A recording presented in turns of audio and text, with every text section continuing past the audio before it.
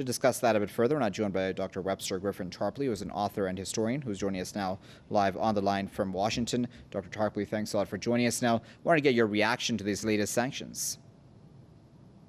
Well, this is a gesture of impotence and rage, I guess, by the U.S. House of Representatives. I'm afraid these members of Congress don't realize that the world has changed and that it is simply no longer in their power to do things like decree that an independent country like Iran is going to have its oil exports cut by 1 million barrels a day. The world equation of forces has changed.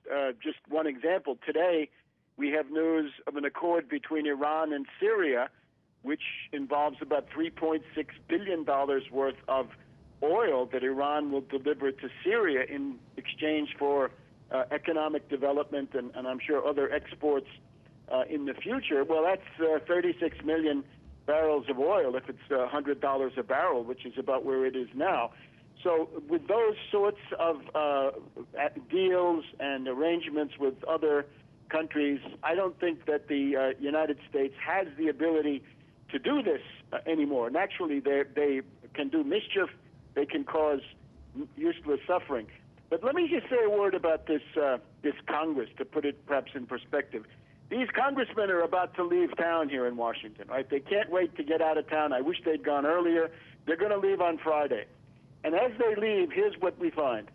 This is the most hated Congress in the history of the United States. Their approval rate is 10%. Cockroaches and traffic jams are more popular among Americans than these members of Congress. 90% of the American people disapprove of them. As a matter of fact, this Congress is the most hated institution in the United States since the Gallup poll began this kind of polling around 1973. So they're the most hated in 40 years, and to make that even worse, so far they are on track to be the least productive Congress in terms of legislation. They can't fund the government. They can't deal with the public debt. They can't bring about an economic recovery, but they can make these idiotic gestures, quite frankly, of the type that we see today. And briefly, if you can, Dr. Tarpley, don't such policies just come off as just being bad policy, considering they do increase crude prices throughout the world, as we've seen in the past?